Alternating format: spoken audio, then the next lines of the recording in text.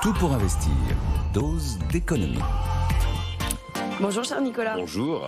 Nous allons parler bagnole. C'est comme ça que vous m'avez vendu le sujet ce matin. Je n'ai pas dit bagnole. Si, vous avez dit bagnole. Non mais si on dit ce genre de truc, ça énerve des gens. Après, oui, parce on que reçoit des mails d'insultes. Après, ça corrobore votre rumeur de macroniste. Bon, on va parler des voitures. Oui, non mais que les gens comprennent, c'est que enfin, tu dis n'importe quoi et t'es macroniste. Voilà. Il y a même quand même des gens qui considèrent que si le pétrole venait à monter, ce serait à cause de Macron.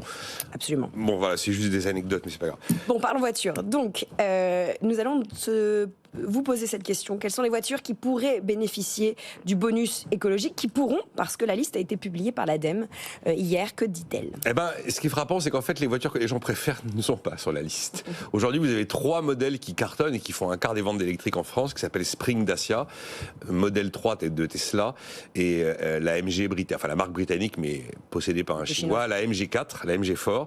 Et là, elles ne sont pas dans la liste. Alors, il y a des possibilités quand même. La liste qu'on compose est composée d'environ une soixantaine de modèles, de 20 de marques. Concernant les Français, d'ailleurs, il y a 5 Renault et il y a 23 modèles du groupe Stellantis. Stellantis, il ne faut jamais oublier qu'on pense Peugeot, Citroën, oui, mais c'est monumental, Stellantis. Et Fiat, c'est Stellantis, Chrysler, c'est Stellantis, Alfa Romeo, c'est Stellantis, Opel, Jeep, encore, Lancia ou Dodge. Donc c'est un nombre de marques incroyable.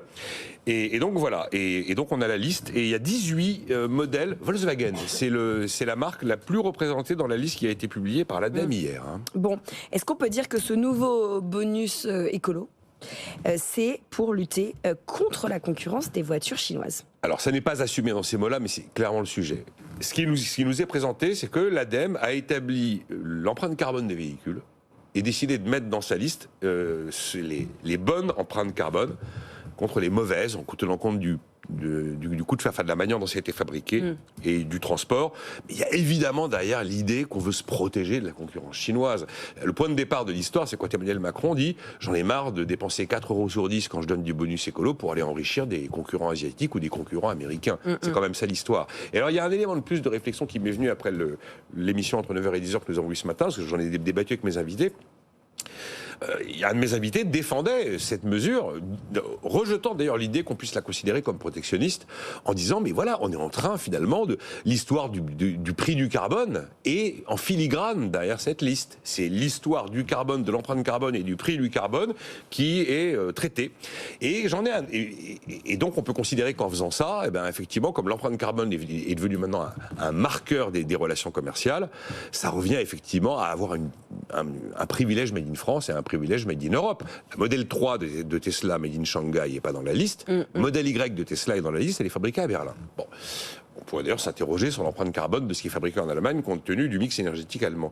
Et il y avait, de manière un peu provocatrice, Christian Parizeau qui était avec nous, qui disait « Oui mais regardez, c'est quoi l'objectif? C'est de réaliser au plus vite, par exemple, la transition énergétique. Si vous voulez la réaliser au plus vite, cette transition énergétique, si vous voulez que les gens électrifient leur mode de transport au plus vite, il vaut beaucoup mieux faire venir des voitures très bon marché de Chine pour qu'ils puissent se les payer.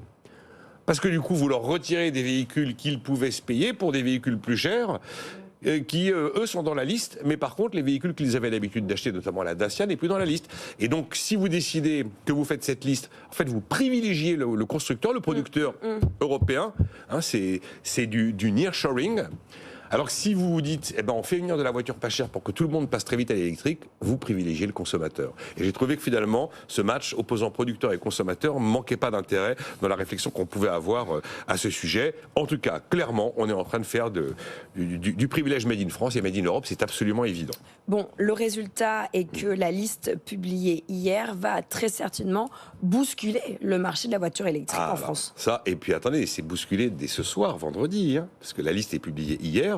Les véhicules hors liste n'ont plus de bonus demain matin. C'est la course chez les opposants. Non mais ce serait intéressant de voir s'il n'y a pas eu une surréservation de Dacia Spring dans la journée par exemple. Parce qu'aujourd'hui, si vous allez la réserver, vous la payez avec le bonus classique, vous la payez 15 800 €. Si vous la réservez demain matin, c'est 20 800. Et encore, vous la réservez à 13 800 si vous faites partie des plus modestes qui n'ont pas un bonus à 5 000, mais un bonus à 7 000. Clairement, oui, ça va changer le paysage, changer le marché. Parce que vous avez quand même les 3 stars que je citais au début, donc Dacia, mais aussi la Tesla 3, enfin le modèle 3 et la MG4, un quart des ventes. Vous imaginez il est évident qu'il y a des modèles qui vont prendre le relais parce qu'ils sont subventionnés et d'autres qui vont probablement voir leur vente sensiblement baisser parce qu'ils sont plus subventionnés. Par exemple, la future voiture la moins chère du marché en France, ce sera évidemment plus Dacia, ça devrait être la Citroën C3 qui va être à 18 300 €. Et donc ça va très vite, c'est dès ce soir. Et en plus, pour que votre voiture reste éligible, même commandée aujourd'hui, au bonus écologique, eh bien il faut qu'elle soit livrée au plus tard le 15 mars. Sinon, elle est plus éligible au bonus écolo. Donc oui, ça va sérieusement bousculer le marché. En tout cas, vous voyez, là, vous avez un truc très très concret d'action publique qui est quand même lié à la notion de carbone et d'empreinte carbone. La queue chez les concessionnaires aujourd'hui, vendredi 15 décembre. Il faudra regarder là, les résas de... Ça a été le rush cette semaine. Hein. Les réservations en tous les sens, en prévision justement de cette liste de l'ADEME qui nous avait été annoncée pour le 15 décembre, donc la date était connue. Bon, cette liste est aussi valable pour connaître les voitures qui sont éligibles au leasing à 100 €. Exactement. Le leasing, c'est aussi une annonce d'hier, d'ailleurs c'est pas un hasard si tout est arrivé en même temps. C'est la même liste. Hein. La liste des voitures éligibles au bonus est la même que celle des voitures éligibles au leasing à 100 €. La voiture électrique à 100 € par mois, ça va débuter en janvier.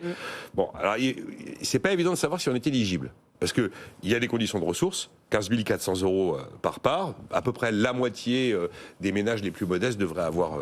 la moitié des ménages français les plus modestes devraient avoir accès à cette solution. Mais attention, il faut être un gros rouleur. Il faut rouler au plus de 8000 km par an, ou alors avoir plus de 15 km dans sa distance domicile-travail. Donc, le gouvernement, sur le site écologie.gouv.fr, il y a une page qui s'appelle « Mon leasing électrique ». Alors déjà, ça répond à toutes les questions que vous pouvez vous poser. Et en plus, vous pouvez tester votre éligibilité au dispositif. Et alors, notez d'ailleurs que si dans un foyer, vous avez 2 adultes qui, compte tenu de leurs revenus, sont éligibles, vous avez droit à 2 leasings à 100 € par mois.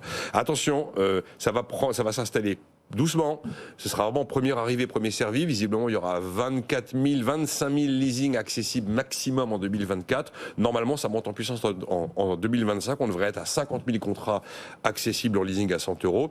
Et n'oubliez pas non plus que 100 €, c'est, envie de dire, c'est presque un produit d'appel parce que c'est hors assurance. Oui. Donc, vous rajoutez l'assurance. Voilà ce qu'on peut dire sur ce bonus écologique et la liste des voitures. Mais bon débat, producteur ou consommateur? Qu'est-ce qu'on privilégie? Producteur ou même ou consommateur. Ouais. Et on se rend compte que le verre c'est cher et qu'il y a quelqu'un qui paye. Et qu'est-ce qu'on a dit hier, Bastia, tout ça, le consommateur, l'humanité, c'est toujours lui qui paye à la fin. Ben voilà. Vous n'avez pas regardé la chronique d'hier, vous pouvez la retrouver en podcast, en replay et aussi sur YouTube. N'hésitez pas pour récupérer 5 doses d'économie en une à consommer nos contenus en podcast.